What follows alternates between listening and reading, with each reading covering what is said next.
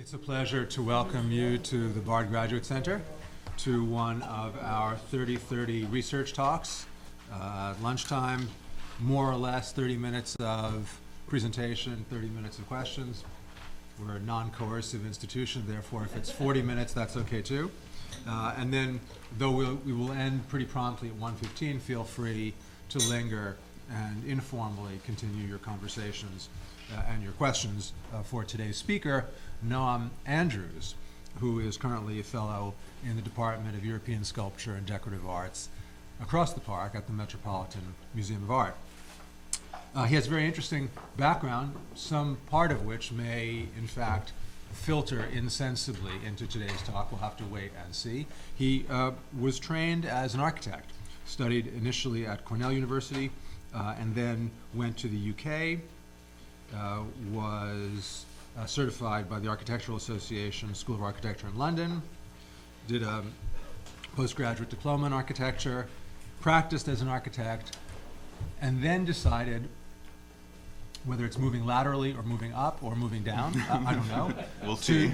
to do a PhD in history of science, went to Harvard and studied with Katie Park, Peter Gallison, and Ann Blair, producing a dissertation with the title Irregular Bodies, Geometry, and Material Culture in Early Modern Germany, taking us into the world. Imagine for yourselves the fantastic polyhedron in Dürer's Melancholia. So that would be an emblem for the kind of work that he studied.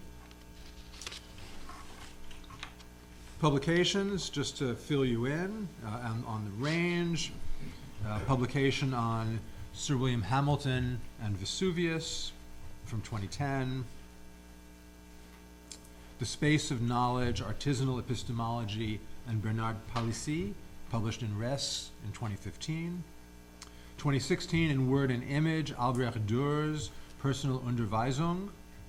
And then 2017, Visualizing Mathematics in Medieval and Early Modern Europe in the Heilbronn timeline over at the Met. And Mysterium Cosmographicum, Johannes Kepler's Gold Rush, in a volume on gold coming out of a conference at Itati last year. And I think Mr. Kepler, in today's talk, will be related perhaps to Mr. Kepler of the Gold Rush. We'll have to wait and see. He's done many exhibitions. Just to call your attention to the most recent, he was the co-curator of an exhibition that's currently on at the museum, Picturing Math, Selections from the Department of Drawings and Prints. So we are going to be taken into the world of early modern geometry and its physical manifestations. What the matter is with Johannes Kepler, we'll soon find out. Welcome. Thank you so much. This isn't magnifying my voice, it's just to record? Right, okay. Thank you so much for having me here. It's a real pleasure and a real honor. And it's a wonderful opportunity, too, to talk about the work of Johannes Kepler within the context of an institution devoted to material culture and the decorative arts. He usually isn't grouped into that realm, particularly as, if you think about his the science for which he's most famous, you might say that he pushed thinking about cosmology more in a less material direction, in terms of increasing the, let's say, the mathematization of celestial mechanics. Nevertheless, as I hope to discuss and share with you today, his day-to-day realities of life in late 16th century Germany were grounded deeply in the materialities of the day, of the realities of producing science and finding funding, negotiating contracts with artisans. Hi, Abby. I hope we're going to see how that coalesces around one of his early unrealized projects, the Cadence Betcha, which I will, of course, be discussing with you. Like Peter mentioned, this work started last year while I attended a conference on gold with Abby, so there might be a little bit of repetition, but not too much. And I look forward to sharing with you. The talk will be about half an hour. Okay. Johannes Kepler, and just so you have his dates, 1571 to 1630, one of the founders of modern physics, and the astronomer responsible for discovering the three laws governing planetary motion, recorded his life as lived in a feverish state of perpetually unfolding anxiety and existential uncertainty, viscerally preserved in over 20 volumes worth of correspondence and published writing. Germany, racked as it was by reformative convulsions and on the verge of a 30 Years' war that would decimate 1/3 of its population, was a patchwork of principalities whose interlocking and conflicting political agendas had generated numerous sites of scientific and technical innovation, even as they contributed to a maelstrom of competing astronomical theories and consequent opportunities and pitfalls for professional advancement. The development of Germany's science had to be negotiated from within this overriding state of insecurity and produced relative to the tastes and beliefs of its many sovereigns, who together formed networks exerting influence and dispersing funds across variable spatial territories. For Kepler, raised in obscurity and without the professional opportunities brought by noble birth, his research, if not his very survival, was fully dependent upon finding favor with a sympathetic patron. To rise above the morass of scientific theories, tractates, and pamphlets, to strike out on a career outside of the university and make a name for himself in real time, it was, in short order, essential to get noticed.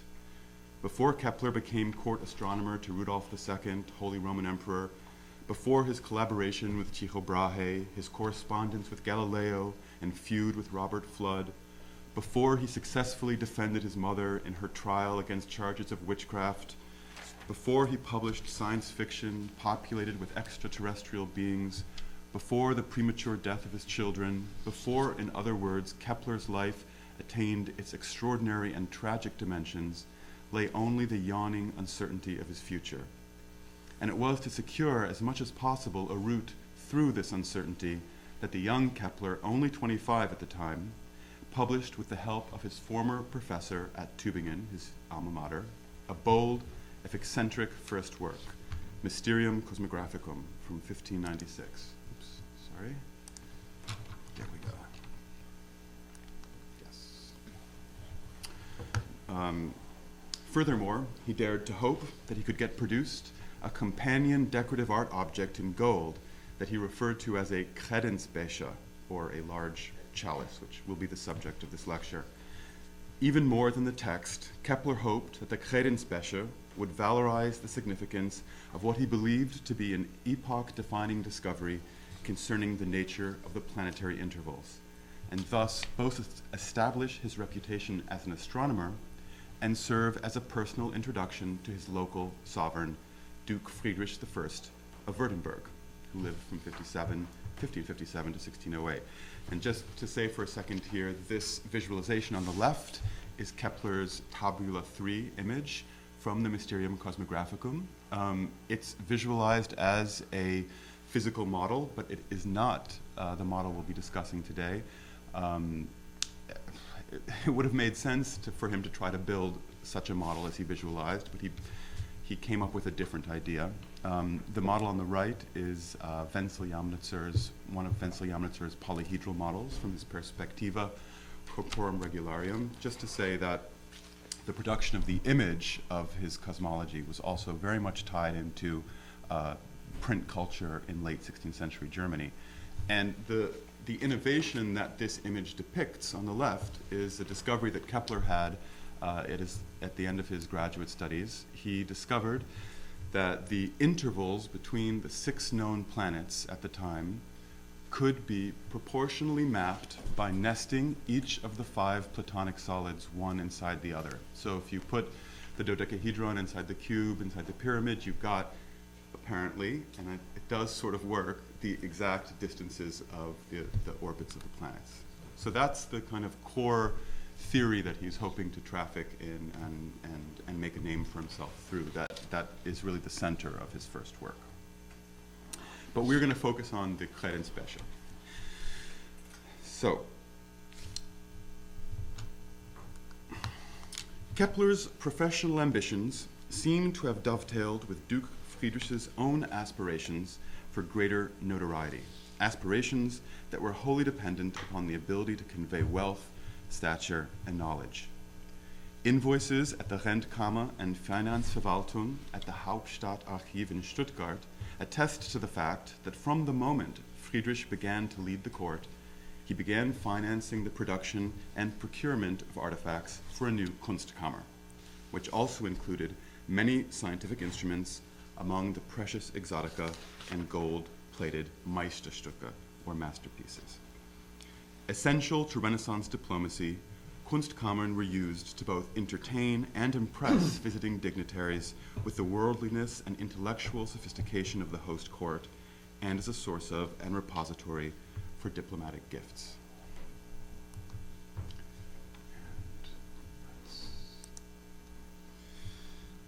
The earliest inventories of the Kunstkammer date from the decades after Duke Friedrich's death in 1609 and describe a cornucopia of objects, quote, coins and medallions, drinking vessels and other dishes from precious stone, alabaster, mother of pearl, ivory, horn, bone, ostrich eggs, wood, metal, porcelain and clay, glass materials, spoons, spoons, not as exciting, cut and polished gems, varying boards with illustration images that were painted in relief, engraved in plaster and paper cutouts, busts, antiquities, seals, and naturalia. Contemporary accounts substantiate the breadth and preciousness of the collection. The first description of the Kunstkammer is from the diary of Felix Platter, a Swiss physician and professor of medicine in Basel, who mentions that between the 16th of March, the 2nd of April in 1596, he was, quote, shown the Kunstkammer of the Archduke, in which are many delightful and strange pieces on tables, as well as instruments made from gold, silver, and gems.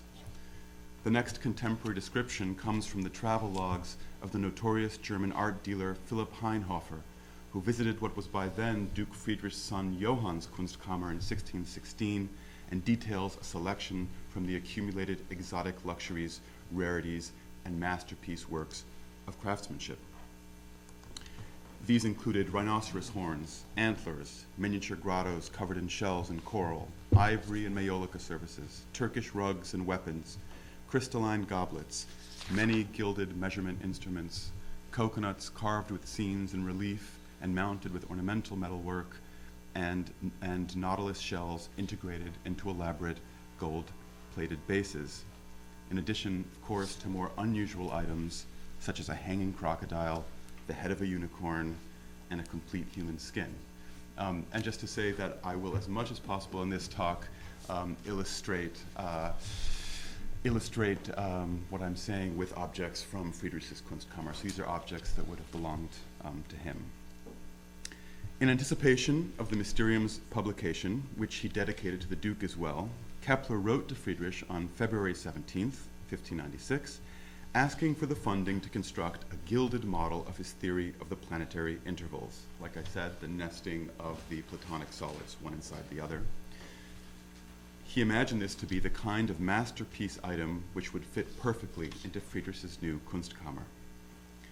Kepler's Cadence Betcha, and that's what he called it, was a hybrid of a Trinkgeschirr, or a drink vessel, and a Tischbrunnen, a table fountain, consisting of a series of concentric gilded hemispheres mounted one inside the other and spaced apart to represent the proportional distances of the planetary intervals he had calculated. To the letter, he attached a simple woodcut or, quote, woodcut or copper engraved outline and plan of a paper body, possibly this schematic drawing in planimetric view of the proposed model. And you'll see that there on the right. Those distances are representing the orbits of the planets. I should say, too, that this diagram also doubled as a spatial diagram of his cosmology. Each concentric sphere in the model, or circle in the drawing, symbolized the path of the known planets, which would, quote, be cut from gems, Saturn from a diamond, Jupiter as a hyacinth, Mars as a ruby or spinel, the Earth as a Turkish stone or magnet, Venus as a yellow-colored eye stone or something similar, Mercury in crystal, the Sun in a red garnet, and the Moon in pearl. To add to the spectacle, Kepler proposed that the Cadence Betcha would, quote, hold delectable drinks inside. Therefore, to bring this about, there would be 7 spigots in the outer rim of the chalice, covered with images of the 7 planets, out of which 7 different drinks will be able to be drawn, and would cause an unexpected surprise. The 7 spigots were to protrude from the outer edge of the Cadence Betcha, giving forth liquids determined by what Kepler deemed to be their astrological associations: vermouth for Mars, good wine from Jupiter, old wine or beer from Saturn, water from the moon, vodka for Mercury, mirth, I'm not sure what that is, from Venus, and a delicious, that's his words, delicious aqua vita, which was a repeatedly distilled brandy emitted from the sun floating in the center.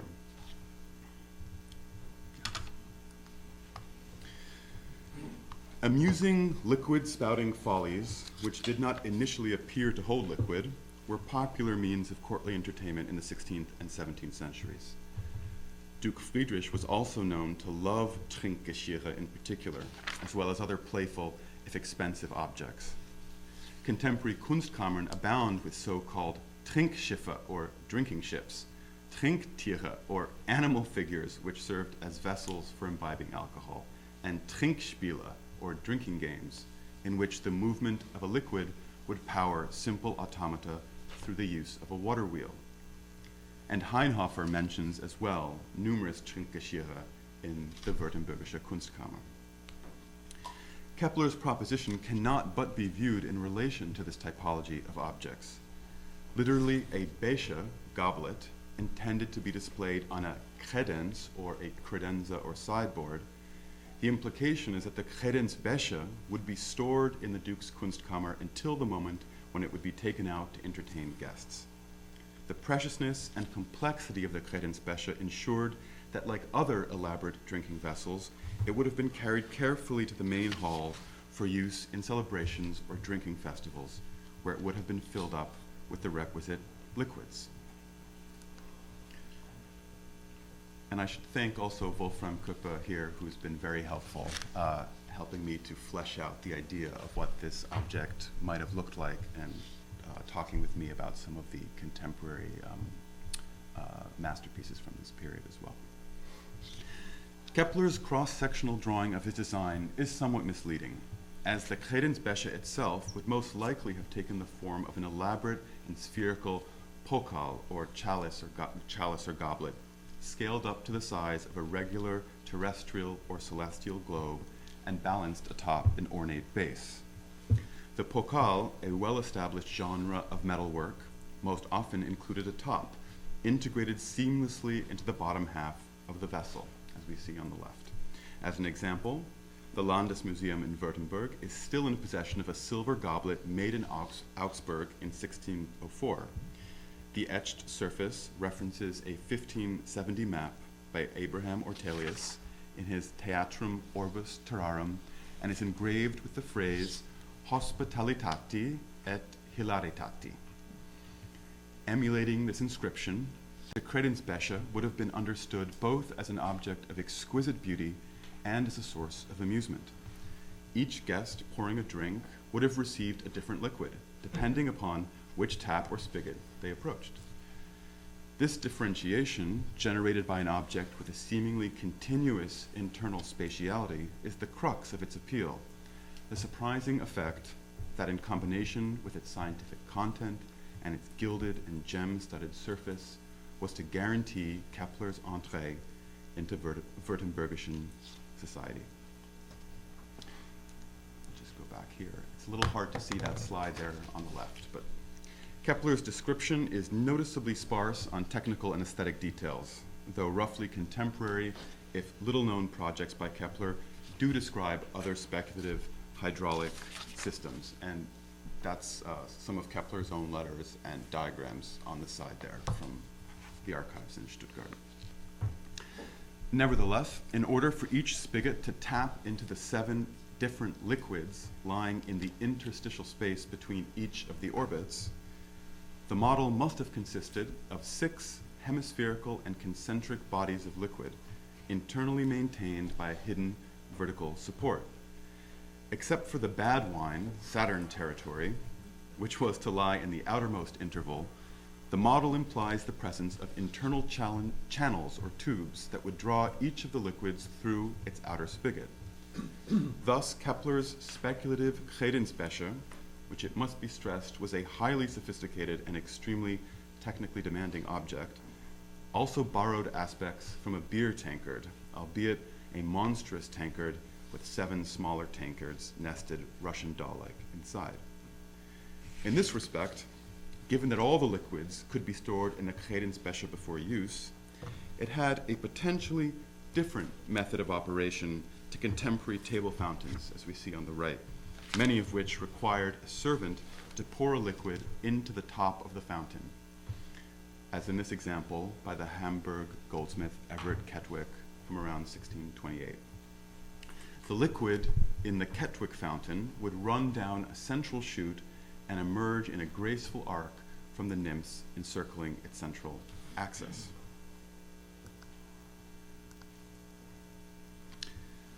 The operation of the Cadence Betcha also bears a striking resemblance to the technologies and iconography associated with both alchemical and distillation processes, themselves interrelated, which used specialized vessels for refining, concentrating, and purifying liquids, such as in Hieronymus Brunschwig's Liber de Arte Distillandi from 1512 on the right. As another example, the, quote, fountain of life, a common alchemical trope, and illustrated in the Rosarium Philosophorum from 1550, pours forth 3 different liquids, a lac virginis, virgin's milk, acetum fontis, spring of vinegar, and aqua vita, the water of life, or brandy, from a central spout, as we see there, into a mixing basin. German princes were known to be very interested in alchemy, and Duke Friedrich himself hired numerous alchemists, including one Georg Honauer, to aid in the separation of precious metals from his iron-rich mines in the territory of Mumbelgard, which is near Stuttgart. His contemporary, Elector August of Saxony, had an alchemical laboratory built behind his palace in Dresden, while noblewomen, including his wife, Electress Anna of Saxony, ran private distilling houses with the aim of producing and dispensing medicinal remedies. The consumption of alcohol straddled the divide between medicinal and recreational uses in the 16th century, and it could well be, although it's only speculation, that Kepler had these dual significations in mind.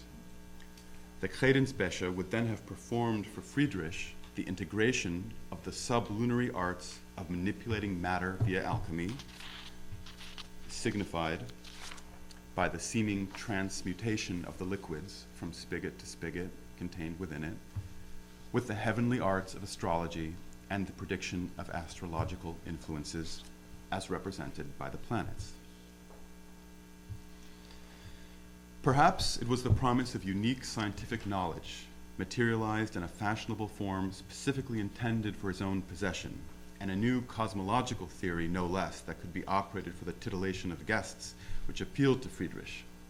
Or perhaps it was Kepler's advisor, Michael Maestling's personal recommendation in support of his most talented student. But whatever the reason, Kepler's appeal to Friedrich set into motion a doomed project that would occupy Kepler for the next 2 years. Kepler's correspondences, as we will now see in this last part of the talk, incidentally reveal his struggles to negotiate the demands and exacting standards of the Stuttgart court and his difficulty working with the local artisans employed by the court to exact his vision. Moreover, this episode reveals the critical role of the decorative arts in the instantiation and indeed institutionalization of scientific knowledge. Though met with skepticism and destined for failure, the model, its design, and the misunderstanding its failure revealed poignantly displays competing views of material and materiality in the 16th century, as well as the sometimes insurmountable gap between artisanal knowledge and scientific ambition. Let's see here. There we go. And I have to apologize for this last section here. There are not very many images. This story is pieced together from these sorts of correspondences. In response to Kepler's proposal from February 17th, Duke Friedrich conveyed a set of instructions to his subordinates in his own hand. And you can see the Duke's hand on the lower right corner of the slide, that really incomprehensible scratchings there. The proposal should first be produced in copper, and if we would view it after and decide whether it is possible to execute in gold-plated silver, we would stop being adversarial to the idea. Copper.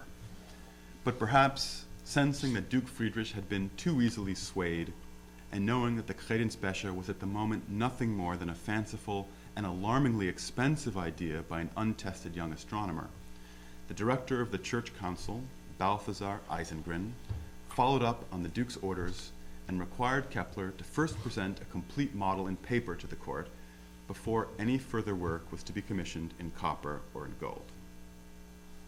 On February 29th, 1596, about 2 weeks later, Kepler sent Duke Friedrich the required prototype model accompanied by another letter in which he apologized. "Your Grace, though I have hurriedly produced the current paper model, I promise that future copies of the creation will much better represent the importance of the scientific material than the low quality displayed here." Kepler's preemptive excuse for the poor quality of the workmanship seems to have stemmed from an understanding of the importance of the prototype to the securing of the commission for his Cadence Betcha. If the materialization of an idea or theory as an object in silver, gold, and jewels was understood to validate the epistemological value of the theory itself, then it followed that the inability to materialize the theory as an object in a material as relatively simple as paper did not bode well, both for Kepler's capacity to manage the production of the more complicated and costly final model, and for the inherent worth of Kepler's new cosmology. Thus, the equivalences Kepler was actively pursuing between the epistemic value of his new cosmology and the material value of the accompanying model had left the cosmology itself vulnerable, tasked as he had been with conveying value through paper, an inherently cheap and disposable material. Apparently also not having been overly impressed by Kepler's craftsmanship, Duke Friedrich solicited the advice of Michael Maestlin, the professor, who he asked to, quote, "send on his judgment and thoughts to our Grace." Maestlin replied, however, with a glowing letter of recommendation that sought to bolster Kepler's standing with the Duke. Satisfied by Maestlin's endorsement to the extent that his recommendation overrode the poor quality of the presentation model, Duke Friedrich approved the next phase of the Cadence Betcha's production. Quote, "because it is just such a work, we are content for it to be realized through workmanship."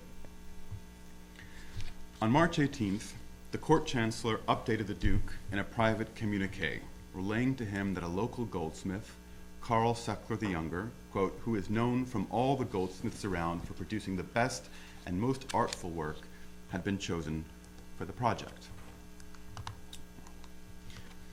But by May 28th, 2 months later, the next update from Kepler to the Duke on the earlier manufacture of the astronomical feat are riddled with anxiety. Kepler admits to having given in the interim all kinds, quote, "all kinds of poor guidance to the goldsmith that your Grace agreed to commission." In recognition of the difficulty of manufacturing a prototype, Kepler advocated building parts of the model not from silver, but from more easily workable material like paper or wood. As he says, "the 1,022 stars and the 48 images have not even begun and still have to be distributed, for which a great effort is required. But whereas this whole time I have been futilely waiting for the budget from your Grace, the increasing costs of the astronomical work are not accruing alone for you, but rather also for me, as I have been neglecting my official duties and also my other private affairs for too long. I propose to construct the remaining parts from paper, as they would be in the actual sphere, and a part in wood." We do not know Friedrich's response to Kepler's entreaty, but in a letter to the Duke a month later, on June 27th, Kepler is forced to admit that the design is not close to being completed and blames the lack of progress on the goldsmith's work ethic. Quote, "the same phony who after a few days without my continual presence dared to stop working." Correspondence between Duke Friedrich, Isengrin, and the Stuttgart goldsmith reveal another perspective on the delay. Isengrin, writing in July 1596, relays that, quote, "it is not possible for any goldsmith to finish the astronomical work offered by Kepler, which your grace has caused leave to be produced in silver, without Kepler's presence and instruction, and, moreover, a long overdue detailed plan that Kepler seems to have been constitutionally incapable of providing." Hans Kretzmeier, an engineer who would be brought in later to try and salvage the project, notes that, quote, "the globe was sent to Maestlin and Tübingen, as he has the time to attempt to appraise whether it can be upheld as a wondrous invention. But after a year and a half of increasingly expensive work, and yet with the project far from completed, on March 11th, 1598, Friedrich received an unsettling assessment from Maestlin in regards to the long overdue project, which he reported as having, quote, "some imperfections around its edge that need to be corrected. It is possible to distinguish a noticeable flaw also on the great star, the sun, and everything has not yet been improved, but would rather be better to begin again anew." Kepler's letters on the topic of the Cadence Betcha taper off dramatically after this point, 2.5 years after his original proposition to the Duke. It must have been clear to Kepler, as it was to all the parties involved, that the project had run its course. In Germany, this is the conclusion, in Germany, Meisterstücke were often made of silver, which was available from local mines excavated in the Harz Mountains and then gilded with imported gold, which was sometimes reprocessed from other objects.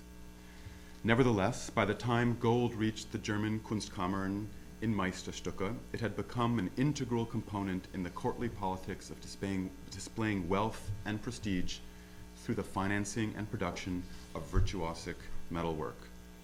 Gold here was not solely a New World product, rather, it was the most appropriate, i.e. expensive material through which to display the wondrous feats of goldsmithery for which Renaissance Germany had become world famous.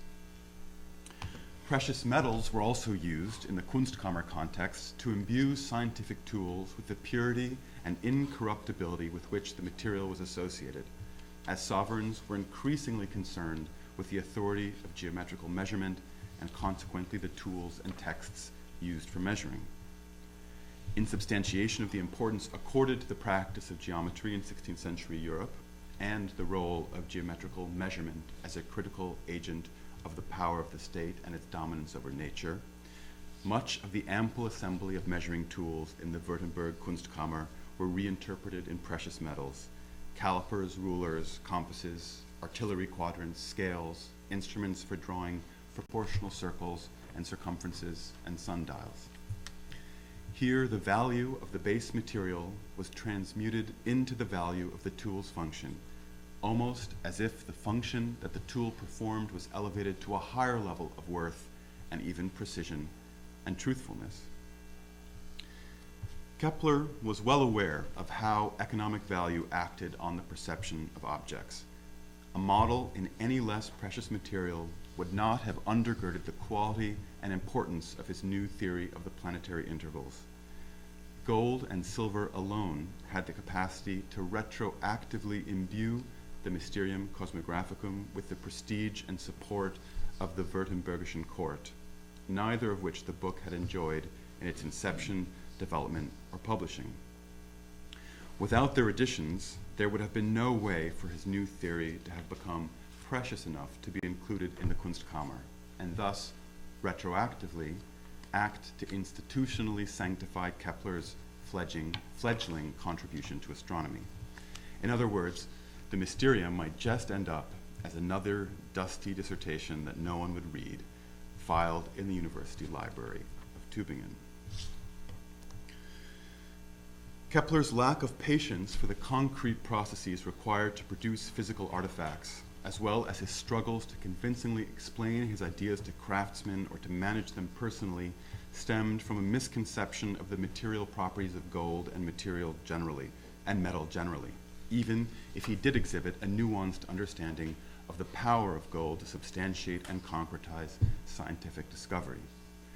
Kepler did not conceptualize gold and silver as molten, malleable materials that needed to be forged, hammered, measured, cast, chiseled, and etched.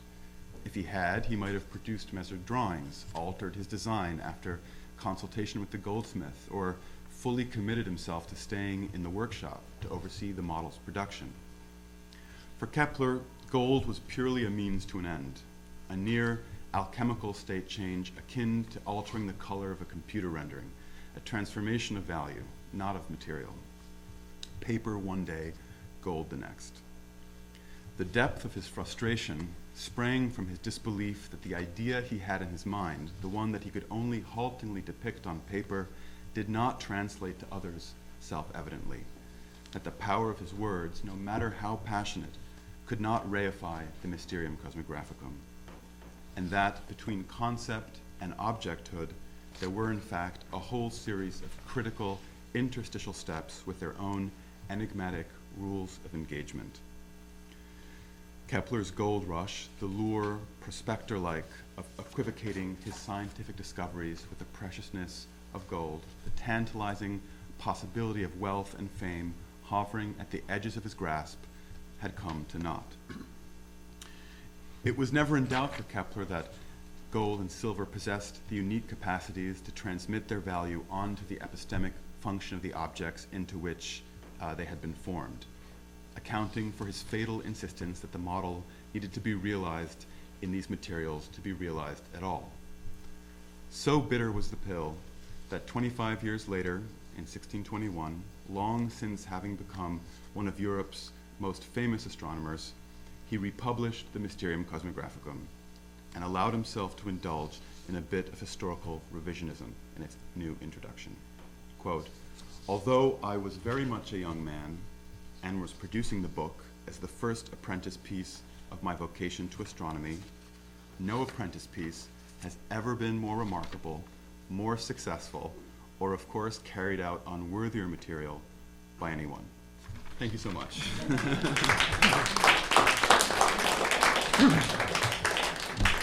Thank you very much. Thank you. The floor is now open to questions.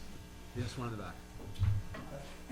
So, given that the realization of a scientific idea gained acceptance and credence when it was executed in a precious model, what record, if any, or what relevance, if any, does any of this have to his 3 or 3.5 laws of planetary motion and the necessity of doing the same thing with them? I think what makes this episode, well, there's a couple ways to answer that question. What makes this episode, I think, particularly interesting is that there is interesting documentation also that hasn't been part of what's called the Gesammelte Kepler's the kind of great set of volumes of his writing that I've kind of recovered in Stuttgart. A lot of that correspondence between the goldsmiths and the Duke aren't considered part of Kepler's oeuvre, so they've just never found their way into the history. So that's part of what I'm interested in. But the intersection of the decorative arts, of the arts generally, of astrology, alchemy, all those sort of sciences as well that were considered very serious at that time are all over Kepler's writing. So in a sense, the construction of the 3 laws of planetary motion, for which he's most famous, are a kind of retroactive gaze back onto a massive material that he was producing in order to extract out from it principles that then became operative for later scientists. So I'm sure that if you focused on his time in the court of Rudolf II, for example, I know that his time there is his astronomical work is completely integrated with his astrological prognostications that he's making for the emperor too. He may have, and I can't say I know exactly, I don't know if he ever quite attempted something, an object of that complexity ever again. He may have learned his lesson. On the other hand, there's a whole kind of material side to Kepler that has never been explored. One of the reasons for that is historiographical reason, that I believe after World War II, the Russians took a huge portion of the Kepler archives that were in Munich back to Russia, and they have remained kind of inaccessible. And the very few articles, articles or references to that material do show a Kepler who is really interested in creating mechanical devices and hydraulic systems in the vein of a kind of Renaissance man and stuff like that. So I think that there is definitely further avenues to push through in this material. Thank you. So my question follows up directly on that, and thanks so much. I love this material, and it's great to see development for the last 6 months or so. My question is really about this, exactly what you're just talking about, the ways in which historians of science have tended to look back on Kepler as a rational scientific figure and ignored the parts of his life and his work that don't fit into that narrative. And looking at this, or thinking about this object, we can see it as kind of very insincere ploy, or perhaps sincere ploy, I don't know, to get patronage, right? Say, okay, I'm going to make a vessel that will appeal to the Duke with all of these fantastical elements tacked onto it, but really at its core, it's my scientific inquiry, and I want a patron, and I want entree into society. And then we can also look at it as this kind of nearly talismanic figure, that this object that can allow access to special knowledge, or perhaps even harness some of the mysteries of the cosmos for the patron, but also potentially for Kepler.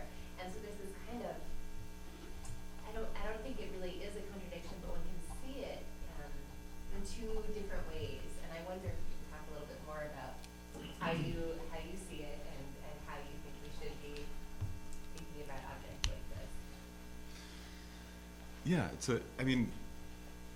it's a wonderful question. I mean, I think, in my opinion, the pursuit of patronage, the attempts to commercialize his ideas, to make money off of his research, are not at all antithetical to the kind of mysterious content of this object. And clearly, as I'm sure everybody here knows, but as I discussed, these oppositions between what was serious science, what was frivolous, what was precious, and what was not precious. These are qualities that are all intermixed in courtly decorative art, or courtly culture and decorative art culture. I think, moreover, and it's something I'd love to think more about, I do think that historians of science, I don't think they've ever seen Kepler as a really a rational scientist. He's really pretty kooky, and he does really write science fiction about going to the moon, and he almost gets thrown in jail for that witchcraft episode with his mother. Really, his letters are completely out of control, and vindictive, and I don't know, complaining about everybody. Really, it's very interesting, because his voice comes through, even through letters that are in one letter mixed 3 different languages. You have most of those letters are combinations of German, Latin, and Greek. So they're a real, I think you'd say in England, pig's dinner, something like that. You're like, but I do think that the thinking through of his cosmology in a material way, and I haven't thought this through fully. I do think that influences the development of his science in certain ways. Not just in that he needs to pursue projects that he thinks can get funded. And the image that I showed, which I didn't discuss, which is a beautiful one there on the left, is a kind of a prime example of the ambiguity that swirls around this project, because he's visualizing this here as if it's a real three-dimensional model. It's got a base that looks like, you know, other German prints, and we can see the kind of the ribs there supporting the outermost orbit. And yet it's a model of things which are completely never intended to be visualized and that are not physical. So that cube and those platonic solids there are these imaginary spacers between planetary orbits, which of course themselves aren't physical. And then the thickness of those rims there, and he describes this very clearly, are also not only do they signify materiality here, but they also signify the indeterminacy of astronomical data at the time. So you had all this competing people making tables about the position of the planets, which could only be kind of fuzzily approximated in this period. And so that fuzziness, let's say, of Saturn, like could be here or here, that's what those thicknesses of those rims are signifying. So we have here, for instance, an image of an unbuilt model visualizing the indeterminacy of data of the planetary orbits and the conceptual spacers that define them. So, and yet it looks like an object that one might encounter in a Kunstkammer in this period. So I think that so the way that drawing and materiality, I think, pushes his thinking, and again, this is an episode which he kind of can't get over and returns to over and over and over again through his writing. Long after he's developed his laws of planetary motion, he still won't give up on this platonic solid idea. It's not like he just, grew up and grew out of it. He just couldn't get over that never really caught on, is something that I think that deserves future thinking. But not being able to get over the platonic solid thing is still distinct from, had you said, he was never able to get over the idea that theoretical models had to be built and had to be built in such a way that they were not merely illustrations, but were actually three-dimensional, and that the credibility of the theory depended upon the ability of that model to be built. That's a step beyond, right? Did he do this? It was back to the first question, really. I mean, was this a working model every time he tried to develop a theory? Did he build it or create an image of it that is close enough that we could imagine that he wanted us to build it? So, or is this a one-off? In my opinion, I think this is a one-off in that respect, because, and yet I think it says something very critical about his relationship to how you visualize scientific knowledge. But he's at kind of, in this period, he's at his most vulnerable. I mean, he really has just graduated from his PhD, and he's teaching mathematics in Graz, and he's desperate to get out of there. Vulnerable or open? That's a good question.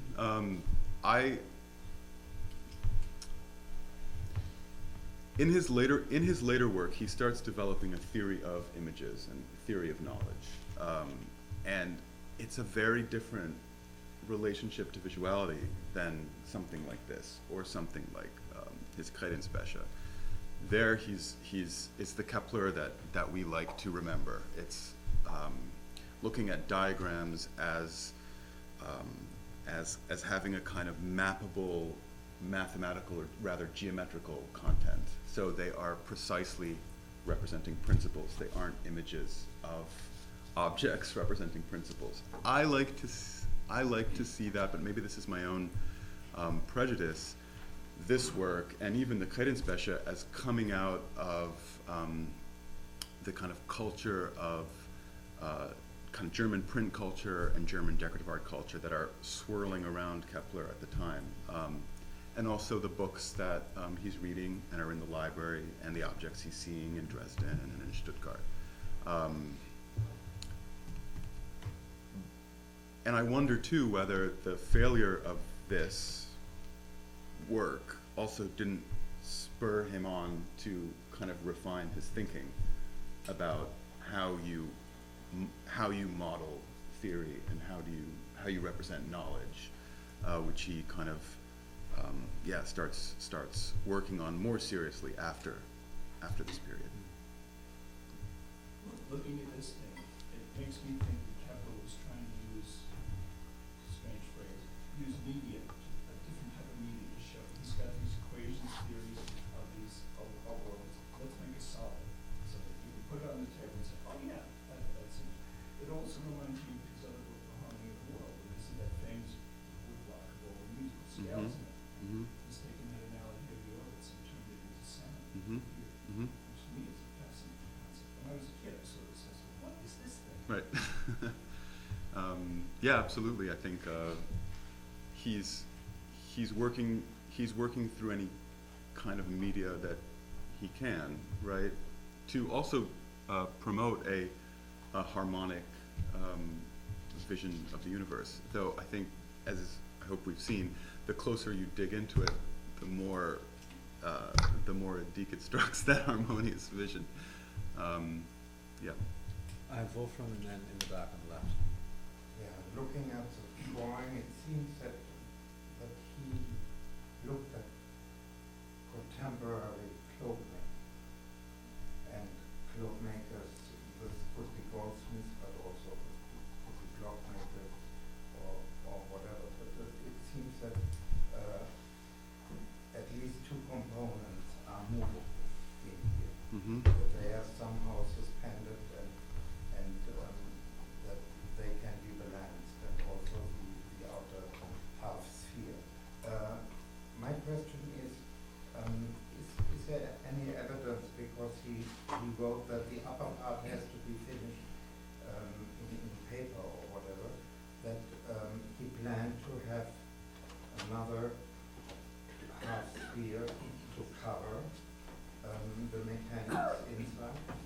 Because if you look at it like this, then you give away the surprise. Right. I think you're right. I think that there would have been a top to it. Like you said, if you could just see into the model, then what's exciting about it when you You can turn it and shift it, and the liquid doesn't stop over. Right. Then this is also already part of this kind of surprise when you then open one of the faucets. Right, and also I guess like if the spheres can rotate kind of independently of each other, then you might not know. Well, I guess you'd know. You would know if you were aware of what the astrological association of each planet was. Then you might stay away from Saturn and go towards Mercury or something if you wanted vodka. But it's true.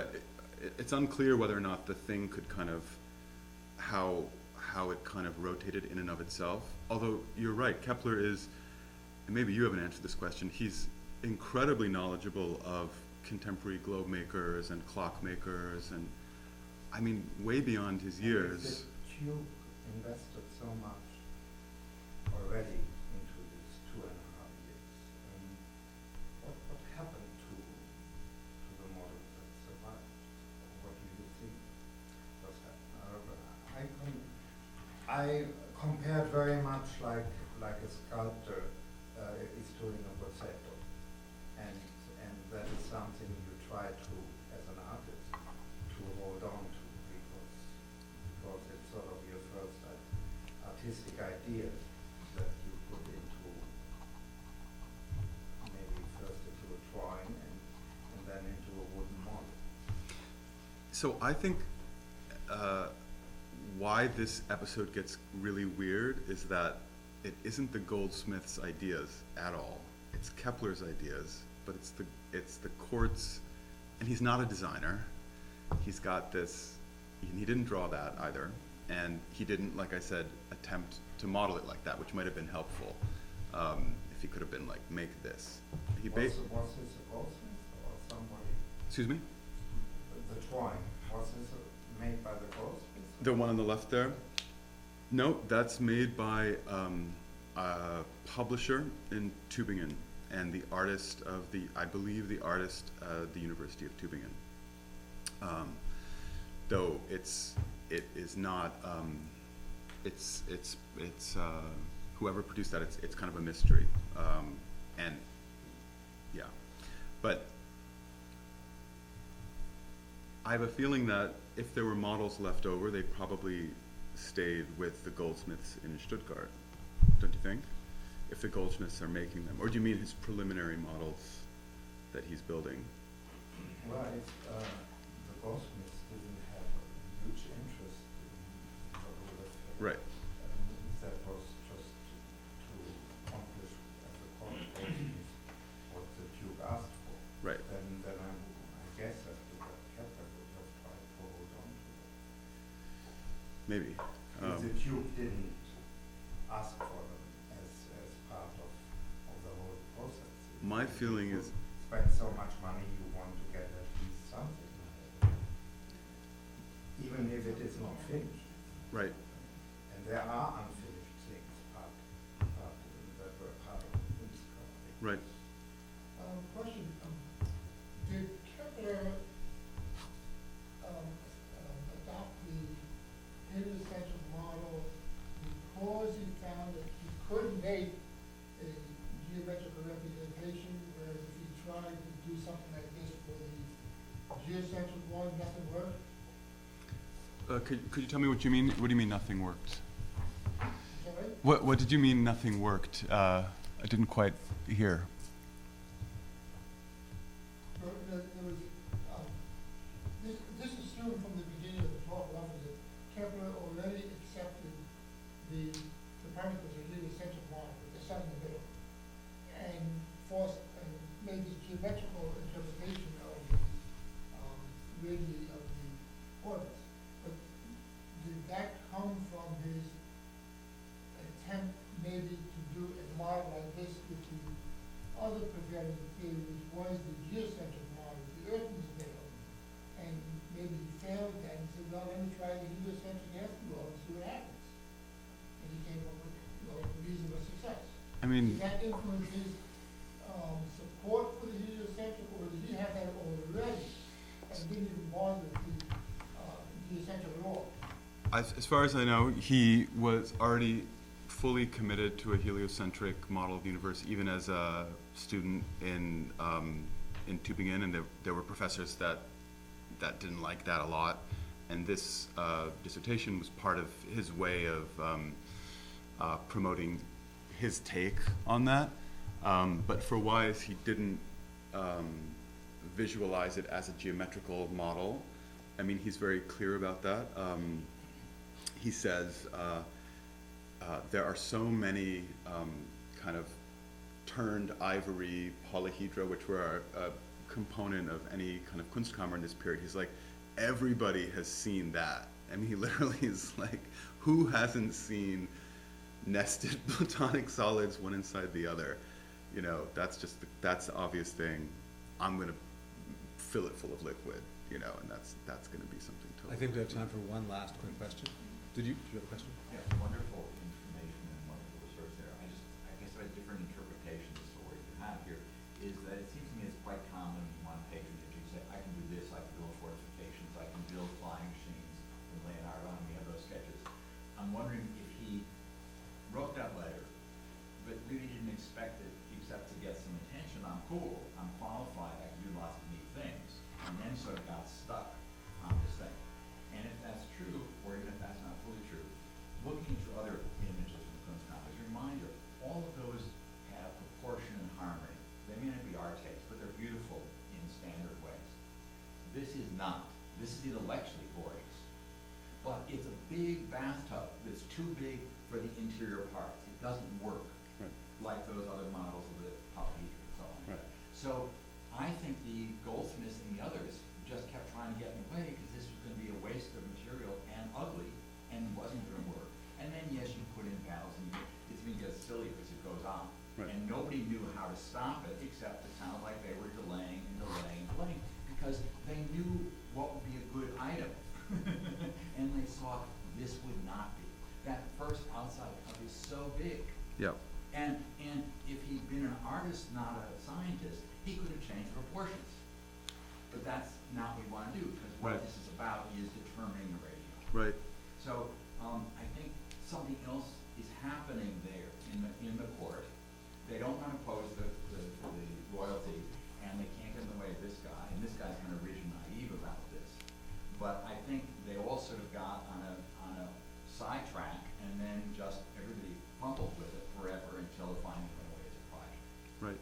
I like that interpretation. I mean, just to add that, I think that what may have been confusing to everybody is the strength of Kepler's rhetoric. I mean, he addresses the Duke in a very personal way, and blames him for things, and just has a very, it's a really pretty astonishing way of writing, and he definitely seems to have talked himself into a position, and I wonder too about the function of rhetoric here, in this period, if you wrote like this to the Duke, if you outlaid a project like that I guess meant that he thought you could do it, and You could physically, it just wouldn't be a nice piece to report. it wouldn't be a nice And they piece. know it. Yeah. What's the matter with Johannes Kepler? Stay tuned. Thank you all Thank you very so much. much.